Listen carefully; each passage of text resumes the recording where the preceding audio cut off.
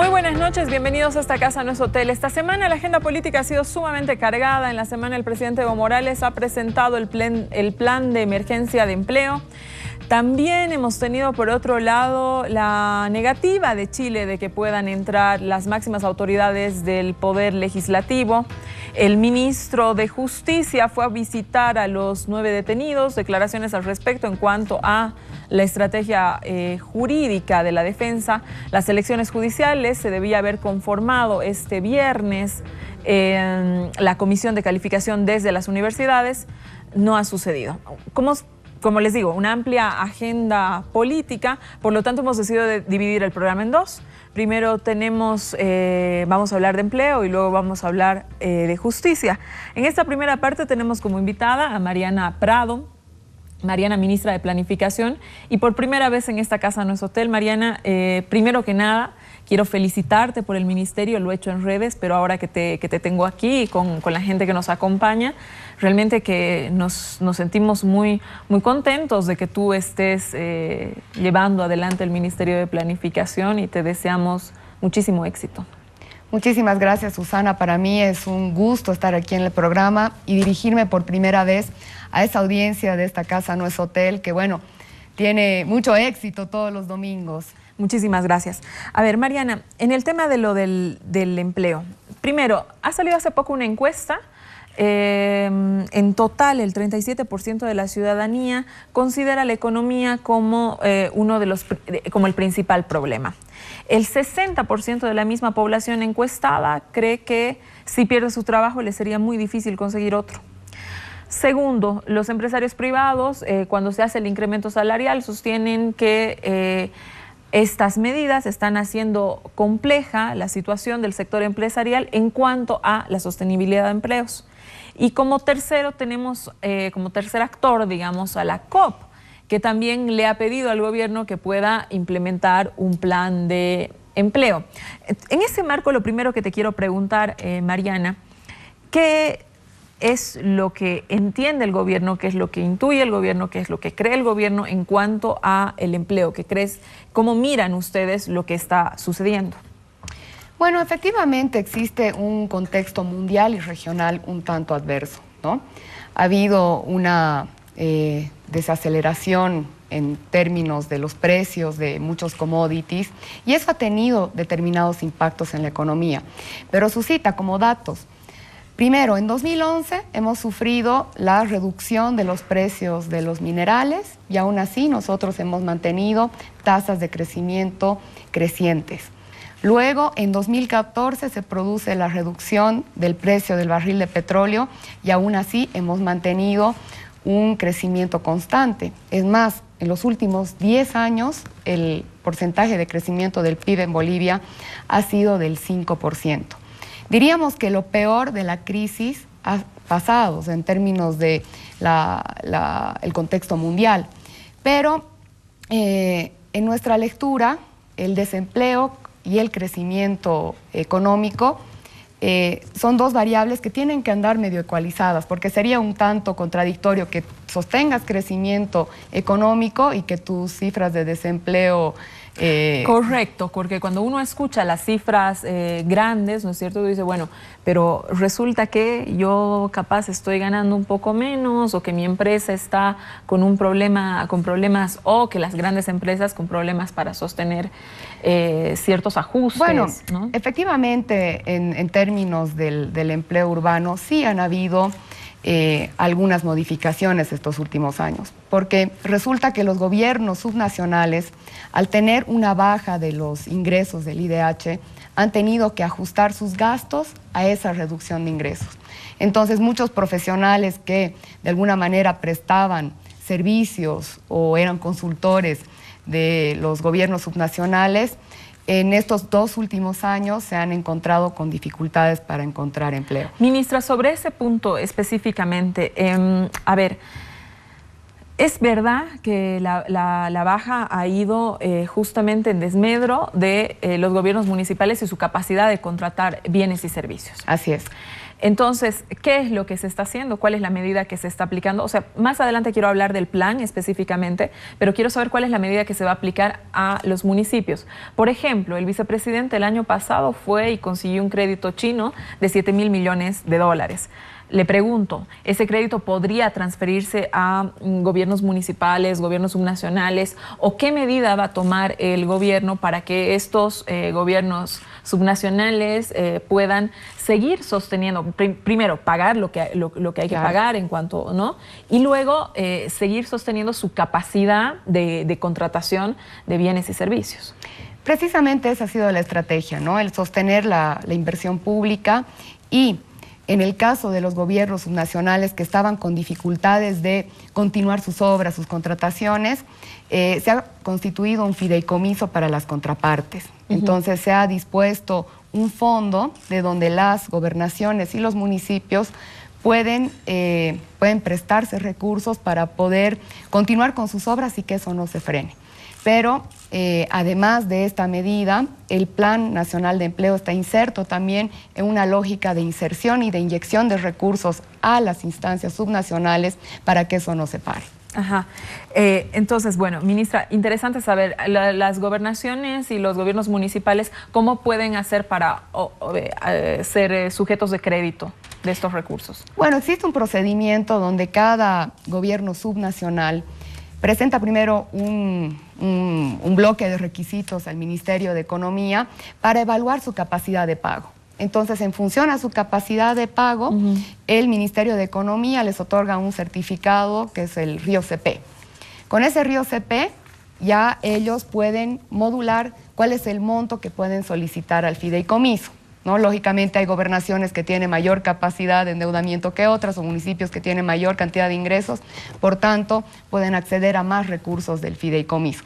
Ese es el mecanismo, o sea, siempre velamos también que los gobiernos municipales tengan equilibradas sus cuentas y no se sobreendeuden.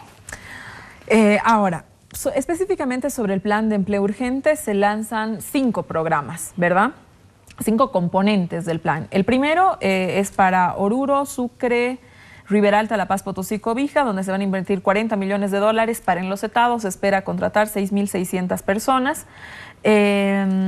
Sobre esto, ministra, a ver, como usted lo señalaba hace un momento, la gran cantidad de la masa de desempleo se encuentra en las ciudades y por ahí, digamos, este enlocetado puede cubrir, no sé, zonas periurbanas, pero no se ha pensado en hacer con ese propio dinero, en el marco de ese proyecto, por ejemplo, y se lo digo así, a ver, como idea cualquiera, no sé, una carretera que cruce todo el Choqueyapu, entonces, y así puedas no solamente tener esa mano de obra rápida, ¿no?, sino además contratar administradores, contratar ingenieros, que son de alguna manera un grupo que también esa cuestión de lo que hablábamos, ¿no?, que se ha quedado por ahí sin las consultorías que habitualmente tenía.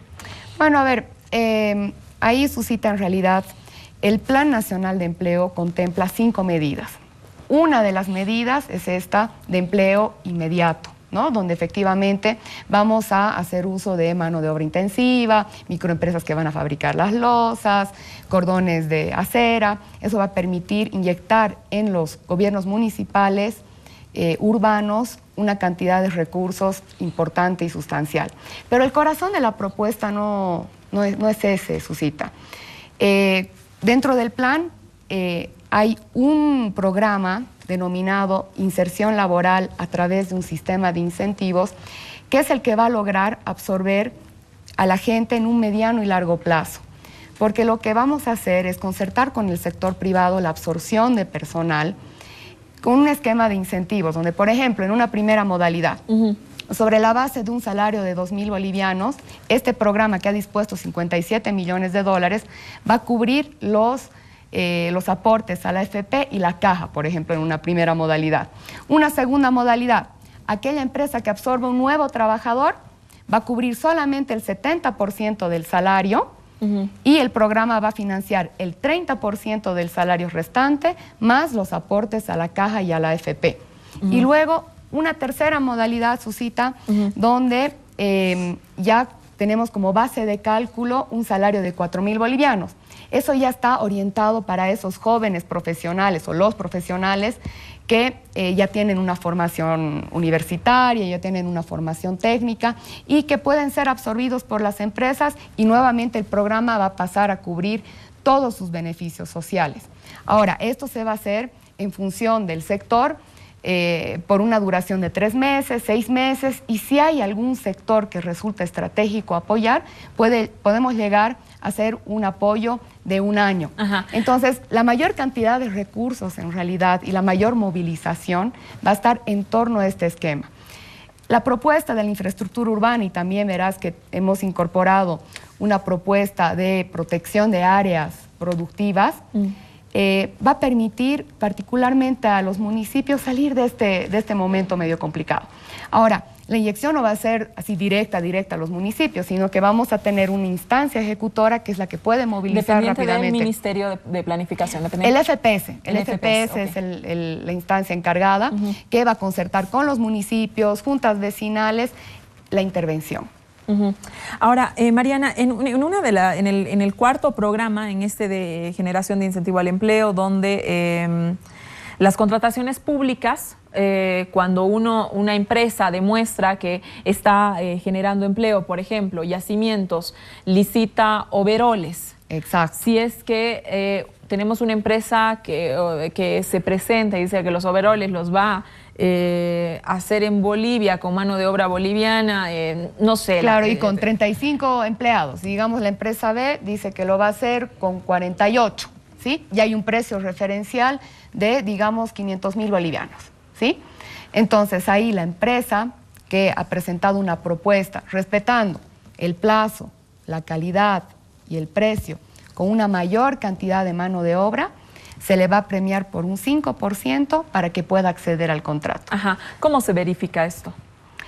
En todos los casos va a haber una supervisión del Ministerio de Trabajo y cuando se trate de contrato de obra, por ejemplo, en una carretera, claro, que una empresa haya dicho que va a contratar 100 personas y la otra 120, la supervisión y la fiscalización que está en obra se va a encargar de verificar que se está cumpliendo la planilla. O sea, existen medios de verificación para poder otorgar también este incentivo. O sea, el núcleo de la propuesta, Susita, es que vamos a incorporar un sistema de incentivos. O sea, no es ya un esquema donde hay obligatoriedad, donde hay cuotas que cubrir, una inyección de dinero sin un condicionante. Entonces, ahí yo creo que está el factor diferenciador de esta propuesta versus otras propuestas que se hicieron en el pasado. Y en realidad, este es un Plan Nacional de Empleo integral que moviliza a varios ministerios, que moviliza varios recursos y moviliza además al sector privado, que es un actor fundamental para poder llevar a cabo el plan. Yo tengo otra pregunta sobre el segundo componente. Presentaron que esto genera 5.000 empleos, son 40 millones de dólares de inversión, La Paz, Santa Cruz, Beni, Cochabamba, para invertir en diques y así recuperar tierra. Con esto pretenden ampliar la frontera agrícola, Mariana. Claro, ese es otro de los efectos de la intervención, porque no solamente es movilizar a la gente para que haga diques sin ningún sentido. El sentido es habilitar y además proteger áreas productivas que en horizonte también tienen un efecto multiplicador en la economía. Además, este mapeo, Susita, se va a hacer a partir de una lectura de la gestión de riesgos. Por eso es importante el rol del Ministerio de Medio Ambiente y Aguas para hacer este diseño junto con las gobernaciones y los municipios. Ah, qué interesante. Y una vez que haya tierra recuperada, ¿tienen algún plan para, no sé, fomento, semilla, o eso es en una segunda fase? Claro, bueno, ahí también está inserta otra de las propuestas que presentó nuestro presidente el día martes al momento de lanzar el Plan Nacional de Empleo. El Fondo de Desarrollo Indígena en este momento cuenta cerca de 200 millones de dólares que van a ser distribuidos en todos los municipios del país con el criterio poblacional, ¿sí? Ahora, la idea es que únicamente se asignen esos recursos para proyectos productivos. Entonces, proyectos para producir papa, producir maíz, producir quinoa o tener una granja de pollitos, de cerdos. Entonces, esos recursos también van a ser inyectados en los municipios para que, por ejemplo, en algún momento vinculemos la protección de un área productiva con una iniciativa de un proyecto productivo. Por eso, la lógica del Plan Nacional de Empleo supone una intervención en combo, ¿no? Es como un combo de política pública, donde varios actores se movilizan en torno a un objetivo multisectorialmente, movilizando recursos provenientes de diferentes fondos. Esa es la lógica del plan. En el quinto punto de lo que estabas hablando, que es el Fondo Semilla, se llama, El ¿verdad? Fondo de Capital Semilla. El Fondo de Capital Semilla. Hablan de 300 emprendedurismos, de 300 emprendimientos, lo que significaría, Mariana, 30 por las 10 grandes ciudades que hay en Bolivia. Pero eso digamos que si uno lo escucha así, suena muy poco. ¿Habrá algunos requisitos para acceder? Digamos, ustedes tienen no sé, una medida... Claro, hay una base de cálculo, ¿no? Exacto, es decir, bueno, yo les doy el crédito a ti, pero tú me vas a generar, no sé, 50 empleos, 100 empleos, el efecto multiplicador.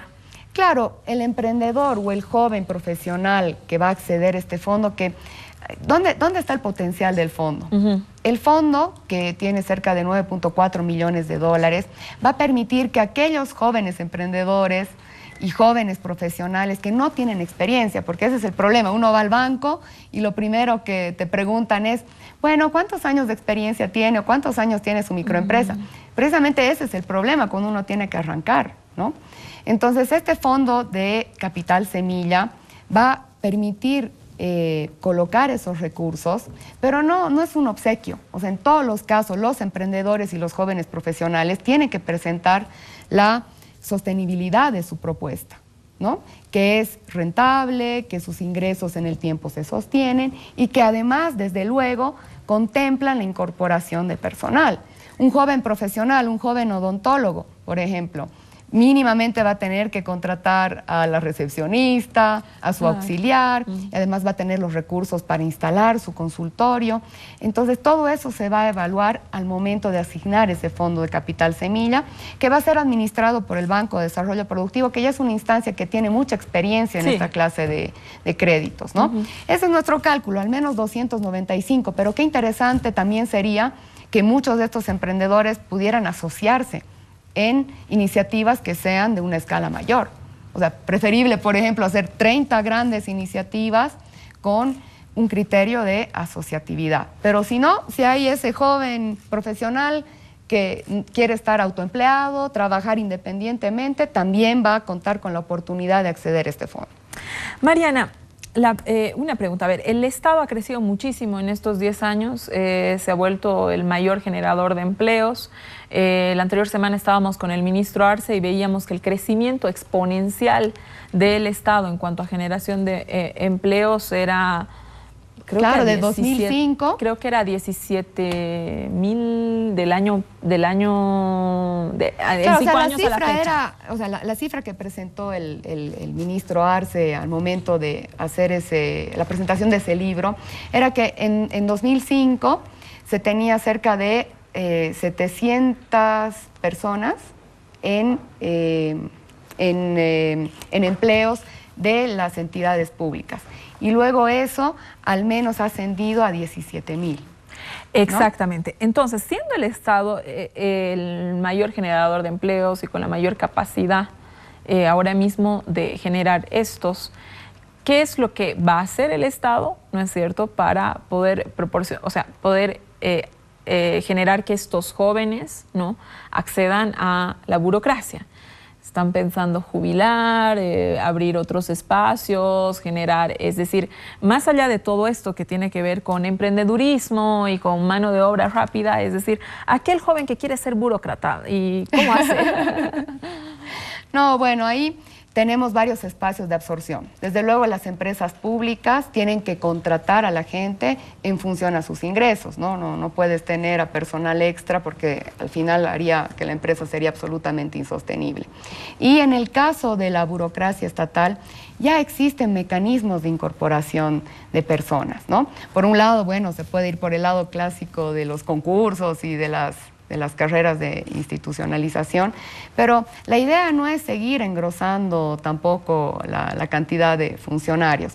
Más bien yo creo que también esta responsabilidad de la generación de empleo tiene que ser una responsabilidad compartida con el sector privado, ¿no? El sector privado tiene que tener la capacidad de generar empleos de largo plazo, empleos dignos, con beneficios sociales, y con el Plan Nacional de Empleo vamos a impulsar esta generación de fuentes laborales. Ministra, desde mi perspectiva, el principal responsable de que de la falta de empleo en el país, cuando se genera esa falta de empleo del país, definitivamente son las universidades. En estos 10 años ha habido un crecimiento exponencial de los recursos que han ingresado a las universidades y estas han ido engordando, no generando programas que puedan responder a lo que necesita el desarrollo productivo que necesita el país. Eso uno se da cuenta cuando en los diversos programas, aquí viene muchísima gente, entonces pues logra contarnos un poco de la dinámica que como usted misma, ministra, de la dinámica de lo que sucede en el país, y resulta que no existen los profesionales. Hace poquito salió una nota donde indicaba becas sin becarios que no logran acceder a tipos de calificación o a las especialidades que estuviera requiriendo el Estado. Hoy día posesionó a Macron, el nuevo presidente de Francia, y una parte central de su programa de gobierno es justamente ajustar a la universidad para que pueda responder a las necesidades del mercado francés. Sí. En Bolivia eso no está pasando. Parece que hubiera una universidad muy poco comprometida con la generación de empleos. Nos hemos hinchado de abogados, nos hemos hinchado de médicos, nos hemos hinchado de una serie de profesionales que luego nos responden. Es decir, el hecho de que en Tarija, cuando necesitas un ingeniero petrolero no encuentras... Técnicos, sí. No ingenieros, técnicos en tratamiento de tuberías de gas, por ejemplo. Uno le llama la atención que eso no esté implantado en Tarija, y eso no es responsabilidad absoluta de las universidades. Entonces la pregunta, ministra, ¿qué está haciendo el Ministerio de Planificación para, si está haciendo algo, tener una relación directa con las universidades, a quienes personalmente creo que son las principales responsables del desempleo hoy en este país? Es decir, salen los chicos con su título, no tienen dónde ir a trabajar porque todo el mercado está copado, y las universidades, bien, gracias. ¿Qué responsabilidad con el país es esa? Claro, no, efectivamente es visible una desconexión entre los requerimientos del mercado laboral y lo que las universidades están produciendo, ¿no? Ahora, el poder resolver esta desconexión va a requerir un trabajo de largo aliento. Pero, por ejemplo, volviendo a mi Plan Nacional de Empleo. Adelante, por favor. En el fondo de los 57 millones de dólares hemos previsto un presupuesto para que, en caso de que el empresario identifique, por ejemplo, que necesita un trabajador con determinadas capacidades o con el manejo de un paquete contable o con el uso de una técnica para utilizar determinada máquina, también en el marco del programa se puede capacitar ese trabajador para que su inserción en la empresa pueda ser mucho más sencilla y además así aseguremos su permanencia. Efectivamente esto es, digamos, una raya al tigre. Tenemos que emprender un diálogo con las universidades porque nosotros como gobierno, a partir de las políticas del Ministerio de Educación, podemos delimitar, podemos trazar qué es lo que debemos hacer en cuanto a brindar por lo menos información de cuáles son los requerimientos más álgidos de profesionales, claro, de técnicos a las universidades para que empiecen un sistema de capacitación real en función a lo que necesita el país. Entonces, más bien ahí invitamos a la gente de las universidades a sostener esta discusión, ¿no? Porque a veces esa ha sido una discusión que se ha evadido, siempre existe un tanto de... hay una distancia con el sistema universitario que tenemos que empezar a cerrar para encarar una problemática común. O sea, la universidad tiene que responder a los requerimientos del mercado laboral. ¿Por qué es eso? Hay 500,000 abogados, 800,000 administradores de empresas que luego en realidad es muy difícil colocar cuando tal vez necesitamos unos niveles más técnicos, más funcionales. Entonces, más bien yo invitaría a las universidades a sostener este diálogo con el gobierno nacional. Bueno, a ver, Mariana, si se puede hacer desde el Ministerio de Planificación, porque es tremendamente importante. Luego, ya antes de irnos a un corte, Mariana, y agradecerte muchísimo que hayas podido venir esta noche a estar con nosotros, quisiera preguntarte sobre la gestión de créditos, o la nueva gestión de créditos. He leído algo sobre la CAF. A ver, cuéntanos en qué está la gestión de créditos, para dónde se están dirigiendo estos créditos. A ver, ¿cómo Claro, nosotros los últimos años en promedio hemos estado gestionando cerca de 750 a 800 millones de dólares de crédito por año, ¿no? En este momento, el 22% de nuestro PIB está comprometido en crédito externo. Todo ese crédito, a diferencia de lo que se hacía en el pasado, ha sido utilizado para proyectos de inversión que tienen una incidencia directa en la economía. Antes, en algún momento, en el país se acostumbraban a adquirir créditos para financiar gasto corriente. En el tiempo del presidente Evo, todos los créditos han sido orientados a inversiones, a infraestructura. Mariana, ¿y esos créditos que ahora me dices el 22% está comprometido? Tenemos espacios para seguir siendo sujetos claro, de no créditos. Es un límite bastante prudencial. ¿Qué se piensa hacer con ese crédito en cuanto a las ciudades? Porque, bueno, otra vez, ¿no? O sea, tienes un plan clarísimo, son 150 millones de dólares aproximadamente que se están invirtiendo, con una aspiración de generar 50.000 empleos. Pues es bastante razonable, pero teniendo tanto espacio todavía para ser sujetos de créditos, generar proyectos, es que yo no sé si los tienen, capaz que sí, generar proyectos para las ciudades. ¿Tienen alguna cuestión específica pensada para eso? Claro, bueno, la inversión pública, así como ha sido delimitada en el Plan de Desarrollo Económico y Social, tiene previstas muchas intervenciones en el ámbito rural y en el ámbito urbano, ¿no? Desde luego que en el ámbito urbano todo eso solamente se puede concebir a partir de un diálogo permanente con los municipios para que podamos emprender proyectos de concurrencia, ¿no? El gobierno nacional en este tiempo ha tenido la mayor cantidad de obras de impacto vinculadas a los sistemas de transporte, por ejemplo, ¿no? La intervención en la ciudad de La Paz con el teleférico ha sido algo trascendental. Eso ha cambiado la vida de muchos salteños y de muchos paseños que tienen que trasladarse todos los días. Entonces, como verá Susita, gran parte de las inversiones sí tienen un efecto en la sociedad, nunca han sido para alimentar gasto corriente o alimentar burocracias. Las inversiones también han permitido que generemos empresas públicas que en este momento generan ingresos y utilidades para el pago de los bonos sociales, que también favorecen a muchos de los habitantes de las ciudades. Hemos garantizado la permanencia de los niños en los colegios, hemos garantizado que la salud materna no se deteriore con el bono Juana Zurduy. Entonces, todo esto es parte de una visión de desarrollo.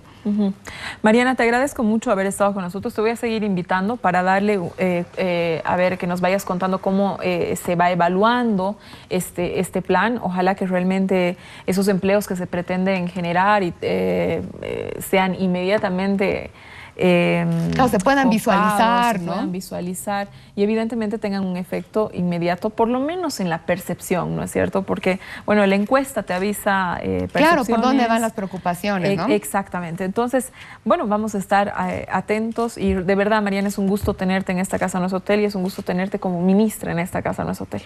Muchísimas gracias y el compromiso de venir a informar cada uno de los hitos del plan, porque creo que es algo que ha generado mucha expectativa y precisamente en esa lectura nuestro presidente Evo ha decidido darle impulso a algo que es vital. El trabajo es dignidad, Susita. Muchísimas gracias por estar.